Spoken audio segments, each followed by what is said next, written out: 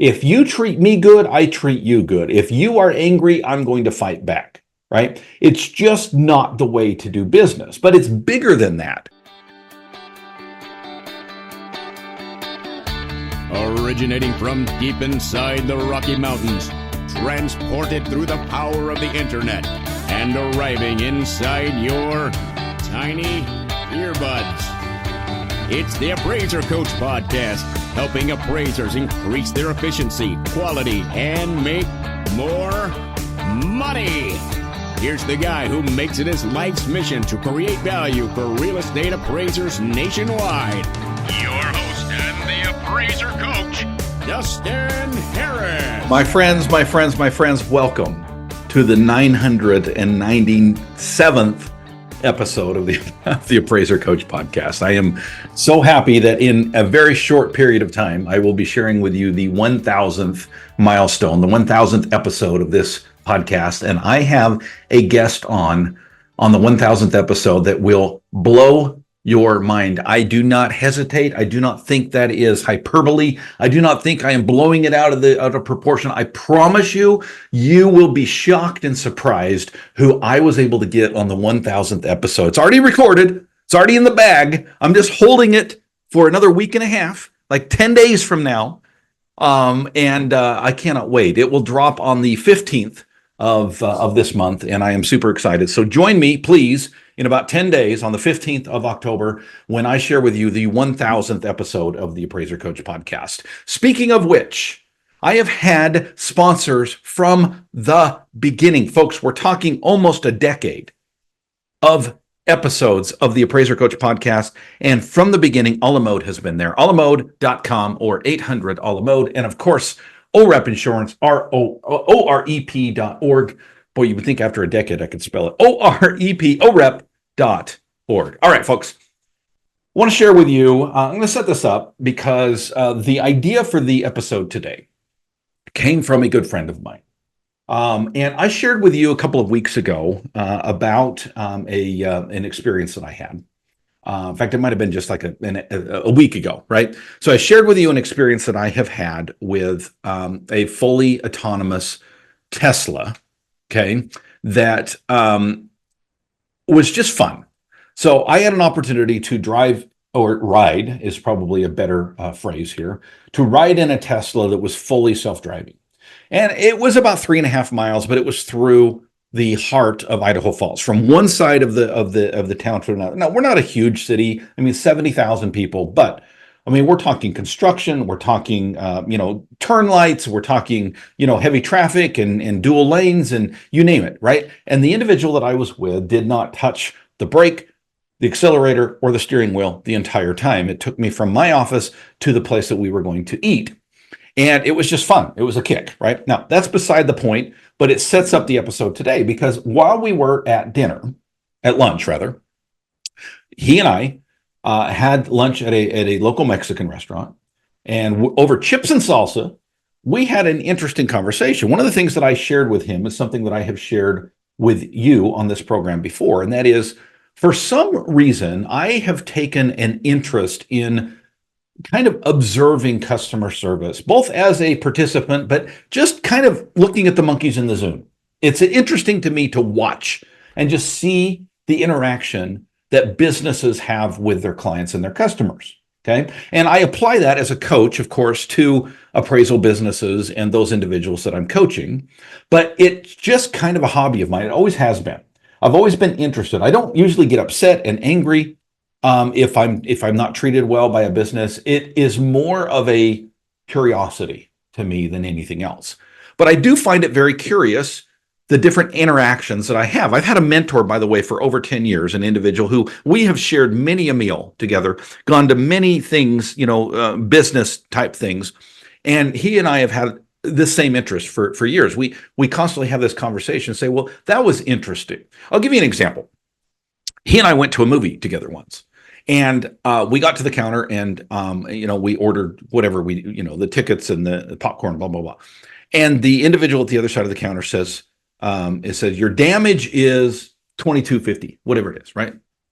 And okay, whatever. So I pulled out my credit card, paid it, blah, blah, blah. Walking away, he said, boy, I hate that phrase. And I said, I know exactly what you're talking about. It hit me the same way, right? Why would you say to your client, and I know it's a phrase that people use, my dad used it as well. I get that, right?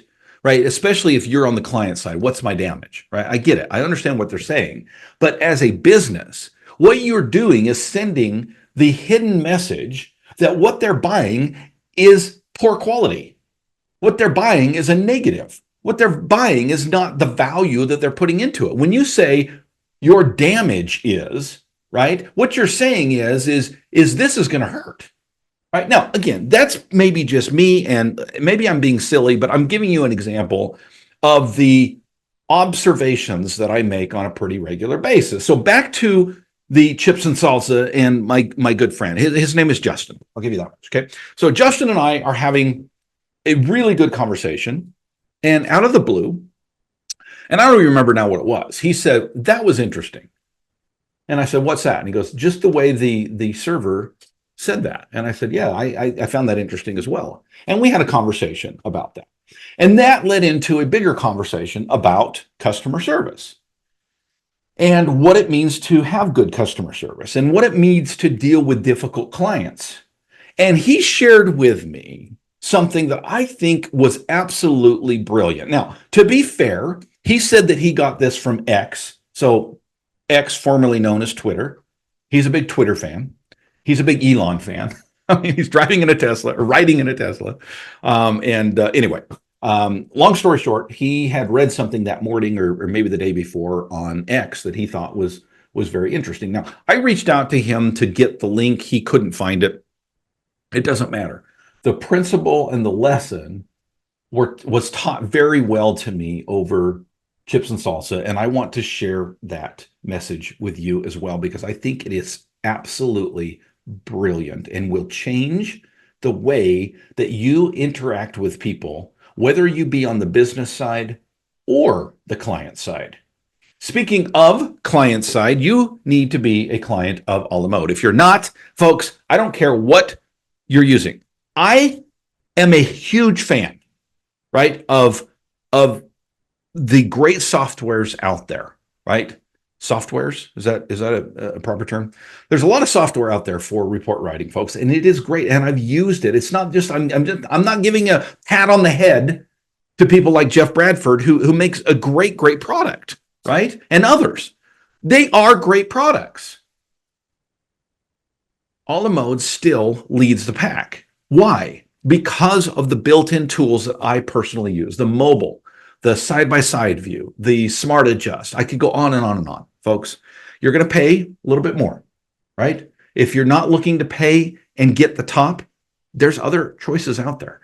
But if you want all of the bells and whistles to allow you to be the most efficient appraiser that you can be right now, that title still goes to the sponsor of this program from the beginning, a la mode. You can find out more by going to alamode.com or call them at 800 a la mode. OREP Insurance, of course, is my E&O of choice. Why? Well, I'm friends with the people over there. Isaac Peck is a good friend of mine, but it's more than that, folks. He treats all of his customers exactly the same. He doesn't give Dustin Harris a special deal. He doesn't give me any more customer service than he gives anybody else. And I've heard that from my clients across the board. Why? He loves serving appraisers and he knows appraisers. Folks, if you are with any other E&O insurance, you need to be with OREP. Look at changing. Find out more by going to their website at orep.org. That's orep.org.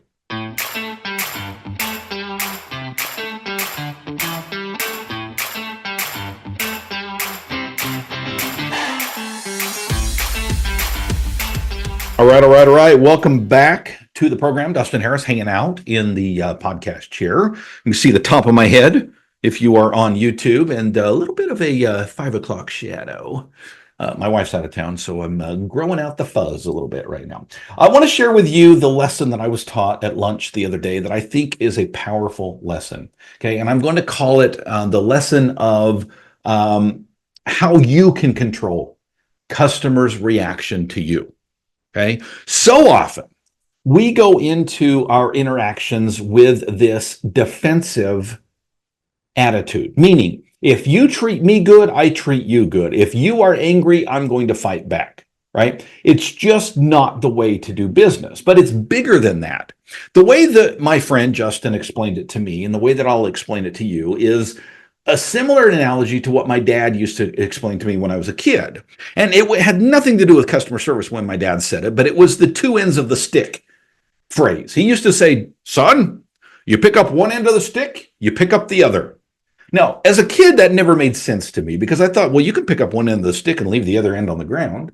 But that's not what he's saying. If you pick up the entire stick, both ends come up. Meaning, if you do one thing, the other thing follows, right? It's probably a better way to put it. If you do this thing, there will be consequences, some of them intended, and frankly, some of them not.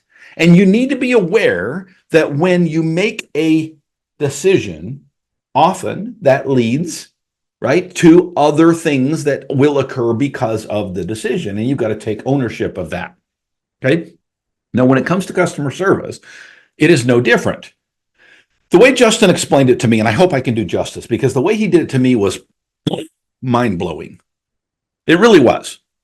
Because so often we approach our interactions with, you pick up the phone, right? Appraisal office, and you just hear it on the other side. And you think, holy shit, how am I going to respond to this, right? Here's what's interesting. You have more control over that interaction than you think you do.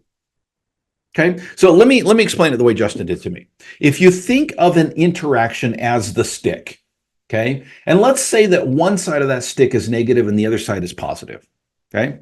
Now, I'm not saying that every interaction that you have with a client is going to be negative and positive, but let's just say, especially when it comes to something that they're not pleased with, okay? In fact, to further set this up, I'm going to share with you an analogy, reshare an analogy, one I've already shared with you, but to retell the story, it'll make a little bit more sense. So follow me, okay? The way Justin explained it to me is, if you take the approach of humility, apology, right?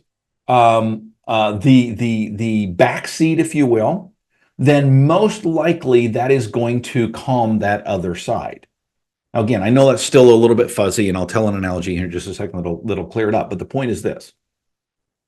If a customer is upset and angry, and you take the approach of defensiveness, okay, what do you think that is going to lead to? Think about it. If you're the client, right? If you're the customer, you're upset, you're angry at something, and the business takes a defensive stance, I promise it will not de-escalate, it will escalate, right? Because there are two sides to that story, because there are two sides, and when I say sides, I'm not talking about stories that are being told, I'm talking about two feelings, right? And if you as the business will take the back seat, we'll take the humility side, we'll take the I am so sorry, the customer is always right side, okay? Most likely that is going to de-escalate a potentially negative situation.